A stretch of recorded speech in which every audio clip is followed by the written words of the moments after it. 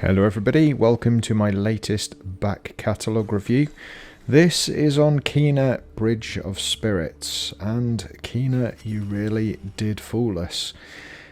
Don't be fooled by the cutesy graphics. This is an absolute monster of a game for difficulty. I played this when it first came out for a little bit.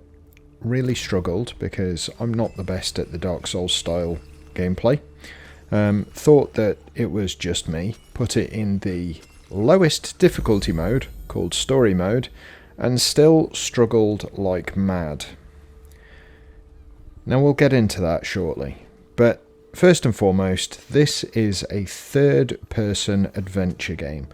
It's kind of like, well, it's not kind of like anything, to be honest.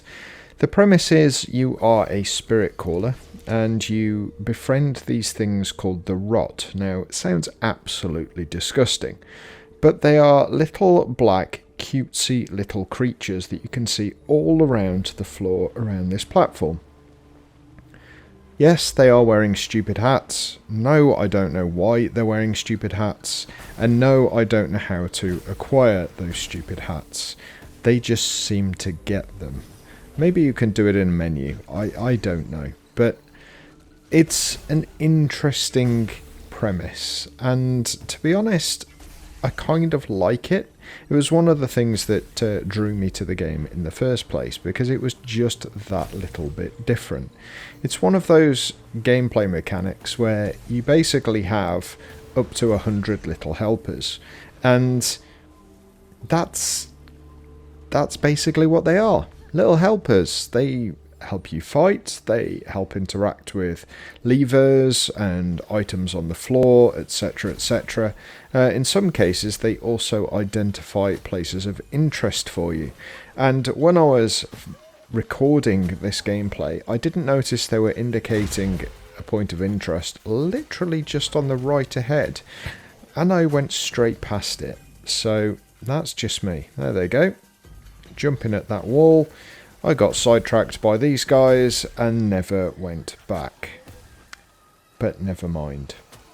So let's talk about the aspects of the game. Obviously the graphics are very, very much animation, like almost manga-esque. In fact, I take that back. They're more like recent Disney movies where they've got that kind of overly fake look about the character.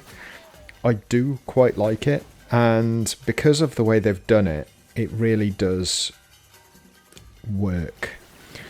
The play of light on the character, it's one of those things where they've got realistic lighting on a not realistic character, and I do think it works extremely well. Now, combat, as I mentioned right at the start, is punishing. If you get hit, you really know you've been hit, and the boss fights are ridiculously tough. This guy here isn't even a boss, he's just a normal mob that you find as you're walking around. The bosses are on another level, but we'll come to that towards the end of this video. Now, there's multiple different types of region in this game, and this is gameplay from not too far in, but quite far past the prologue. It's actually quite a large game in total. But you get these linear sections where you literally are walking through corridors, interlaced with puzzles, combat, and just things that you need to traverse, whether it be a lake of bubbling liquid that kills you instantly, or whether it be a blocked doorway. There is always something that you have to try and resolve. And to be perfectly honest, in some cases, it's not always 100% clear what you have to do. Maybe that's just my old adult brain, but there we are. This, for example, there's a platform, there's a big gap, and up until recently, that thing wasn't glowing. So, glowing things, throw a sticky bomb onto, and when it explodes, it either completely destroys them and gives you some, I'm going to say currency, but it's blue shards in effect, or it raises them up so that you can either bypass them or interact with them. And this one is one of those interaction points. There are 2 columns, one on either side, that you have to interact with an explosion, and then you're good to go. But I'm not going to spoil this one. Instead, we're going to go to another region. So this is an outdoor open world region, and there's quite a few of these in the game. Now, there are points in the ground to interact with and different things that you need to do, but you are quite often ambushed by creatures. And although they look kind of cutesy and furry, they're really not. And they are really difficult to kill. In point of fact, that guy literally just threw my own bomb back at me. Now, their homing balls of fire are an absolute nightmare, and short of destroying them as soon as they leave, which you can do with your bow, you have to run around until they self-detonate. There are also ones that you can't destroy unless you open them up with a bomb, such as the one in the background, and then it exposes their weakened core that you can then destroy. But it's still a challenge. I mean, you can see that these are just normal mobs that you find almost wandering around the open world, and it's taken me quite a long time to actually dispatch them, and you can see my health is extremely low.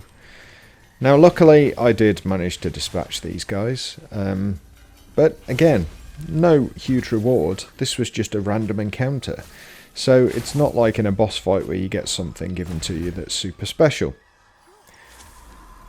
The world environments are really nice. The sound is also really nice in the background. I do thoroughly enjoy both the music and also the sound effects of combat and the enemies.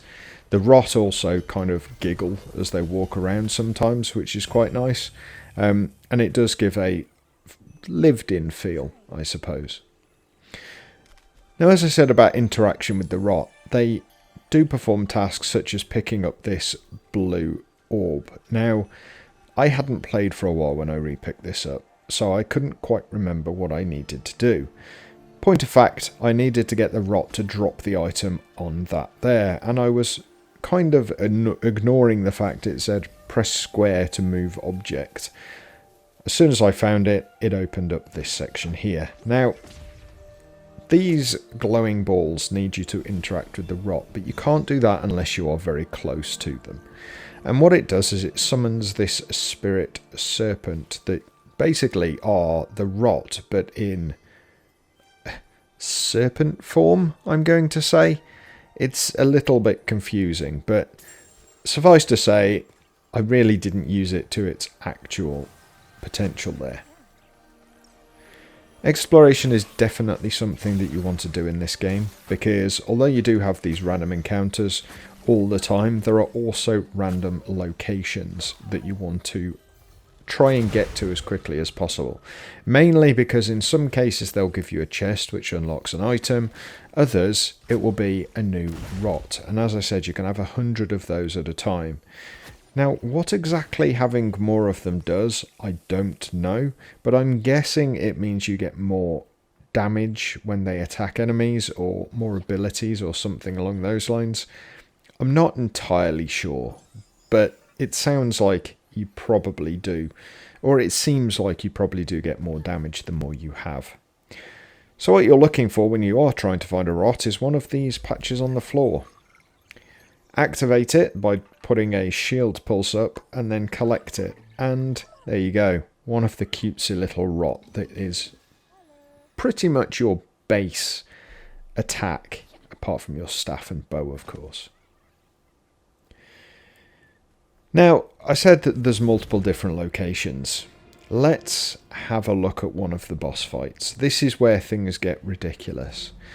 The cutscenes and CGI are absolutely brilliant, and this again is where I think the art direction being more Disney-esque really does work, because if you consider how well this looks, it's really looking nice. Even the play of the flames on the back of the creature, the glow from its head, all of those sorts of things just look absolutely brilliant and give a nice unearthly glow to the enemies.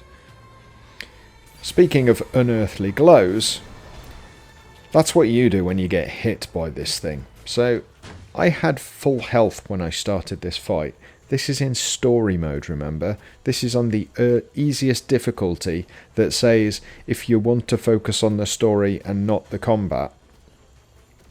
Yeah.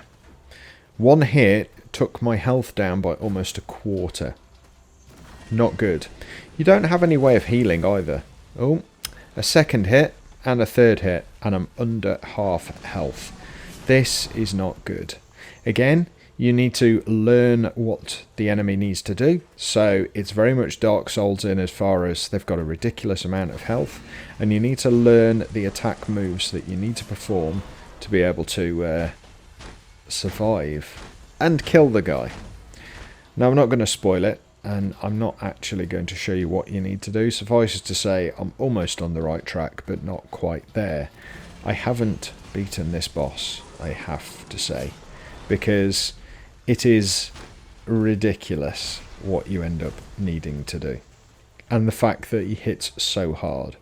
When you get him down a certain way, he also starts summoning lots of helpers to his side, and you have to take on everything at the same time, on your own, with no help. It's great. Well, I say no help. You get the rot to help, but they can't really do much with him. So all in all, Kena really did fool me. I'd heard that this was a Souls-like, but I kind of took that to be just it had a parry-dodge mechanic, which a lot of games do state. We have Souls-like combat. What, you mean you've got parry-dodge mechanic, a bit like Arkham Knight, which was out way before Dark Souls.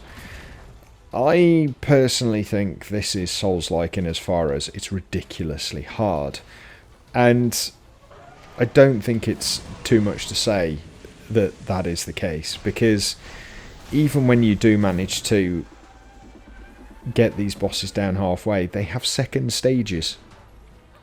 So it really is quite a difficult thing to deal with, especially with, like I say, a bow. You do have a staff, but getting that close is never helpful or healthy. So yes, did fool me.